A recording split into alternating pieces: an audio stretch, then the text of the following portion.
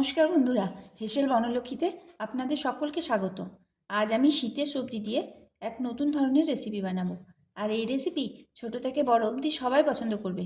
আপনারা please skip না করে সম্পূর্ণ ভিডিওটি দেখুন আর এই রকম রেসিপি তৈরি করুন। দেখবেন আবার বানাতে বলবে সবাই, খেতে এতটাই ভালো হয়। তাহলে শুরু করা যাক রেসিপিটি।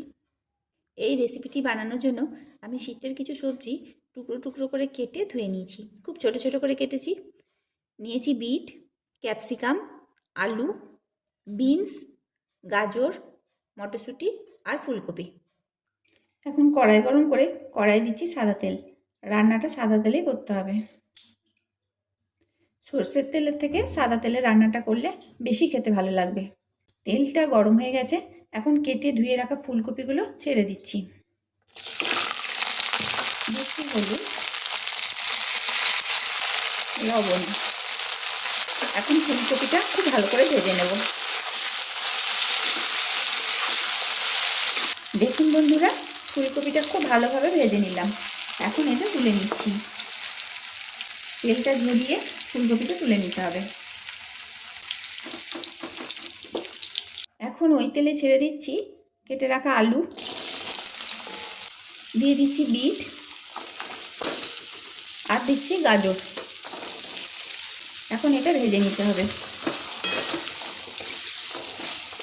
দিচ্ছি হলুদ, লবণ। এখন এটা ভালোভাবে ভেজে নেব। আর এই সবজিগুলো একটু ঢাকা দিয়ে দিয়ে ভাজবো, যাতে তাড়াতাড়ি এটা সেদ্ধ হয়ে যায়। কোনো রকম জলের ইউজ করব না।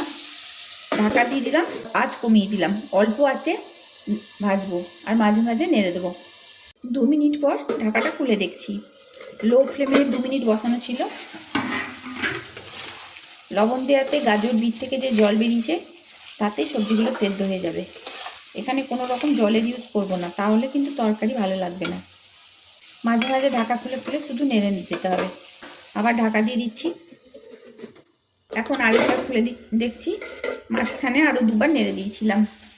আলুটা 50% সেদ্ধ হয়ে গেছে, আর একটু হবে। এখন এর মধ্যে দিচ্ছি গ্রেট করে নেওয়া আদা। এখন আদাটা এই সবজিগুলোর সাথে একসাথে ভেজে নেব।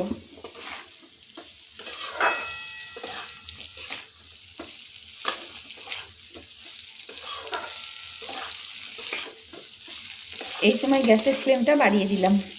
এই শীতে এই সবজি বানিয়ে রুটির সাথে খেয়ে দেখুন, দুর্দান্ত লাগবে। আর শীত ফুরিয়ে যাওয়ার আগে অবশ্যই এই সবজি একদিন না একদিন খেয়ে দেখুন। আদাটা 2 মিনিট ভেজে নিলাম। এখন সমস্ত সবুজ সবজিগুলো এর মধ্যে দিয়ে দেব। দিয়ে দিচ্ছি বিনস, দিচ্ছি ক্যাপসিকাম আর দিচ্ছি মটরশুঁটি। এখানে মটরশুঁটিগুলো খুব কচি বলে আমি একবারে দিয়ে দিলাম। যদি একটু বড় মটরশুঁটি, মানে একটু যদি শক্ত হয়, তাহলে একটু ভাপিয়ে দেবেন। আসলে মটরশুঁটিগুলো খুব ছোটো ছোটো আর খুবই কচি, তার জন্য একসঙ্গে দিয়ে দিলাম। এখন বাকি যে সবজিগুলো দিলাম তার জন্য সামান্য একটু লবণ আর একটু হলুদ দিয়ে দিচ্ছি। এখন এগুলো খুব ভালো করে ভেজে নিতে হবে। যতক্ষণ না নরম হয় ততক্ষণ ভেজে নেব। আবার ঢাকা দিয়ে দিয়ে ভাজবো, তাহলে তাড়াতাড়ি হয়ে যাবে। এখন ঢাকাটা খুলে নিচ্ছি। মাঝে 2বার নেড়ে দিয়েছিলাম আর এটা অল্প আঁচেই হচ্ছে। সমস্ত সবজি সেদ্ধ হয়ে গেছে। এখন এর মধ্যে দিচ্ছি 1 চামচ কাঁচা লঙ্কা কুচি। লঙ্কাটা আপনারা আপনাদের পরিমাণ মতো দেবেন। স্বাদের ব্যালেন্সের জন্য দিচ্ছি চিনি। অল্প একটু কাসুরি মেথি ক্র্যাশ করে দিয়ে দিলাম, এটাতে সেন্টটা খুব ভালো হয়। এখন আঁচটা বাড়িয়ে দিয়েছি। এগুলো খুব ভালোভাবে মিশিয়ে নেব। আরও 2 মিনিট নেড়ে নিলাম।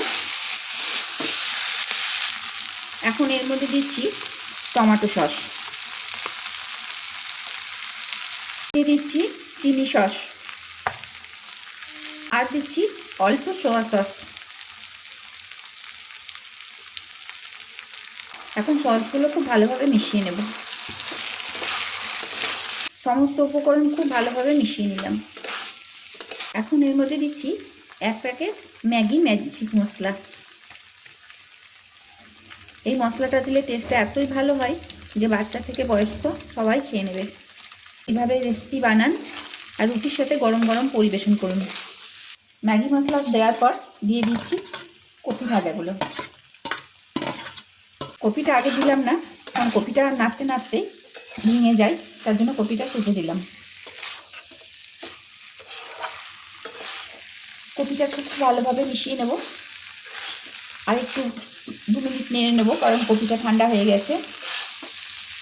তারপর গরম গরম পরিবেশন করবো রুটির সাথে। রেসিপিটা যদি আপনাদের ভালো লাগে তাহলে প্লিজ লাইক শেয়ার কমেন্ট করবেন, আর আমার চ্যানেলটিকে সাবস্ক্রাইব করবেন। পাশে থাকা বেল আইকন অবশ্যই প্রেস করবেন, যাতে আমার নতুন নতুন ভিডিও আপনাদের মোবাইলে আগে পৌঁছায়। কপিটা দেওয়ার পর আরও 2 মিনিট ভেজে নিলাম। এখন গরম গরম পরিবেশন করবো রুটির সাথে। গ্যাসটা বন্ধ করে দিলাম। রেসিপিটা আমার হয়ে গেল। সমস্ত রেসিপিটা দেখার জন্য হুইসেল বনলক্ষ্মীর তরফ থেকে অসংখ্য ধন্যবাদ।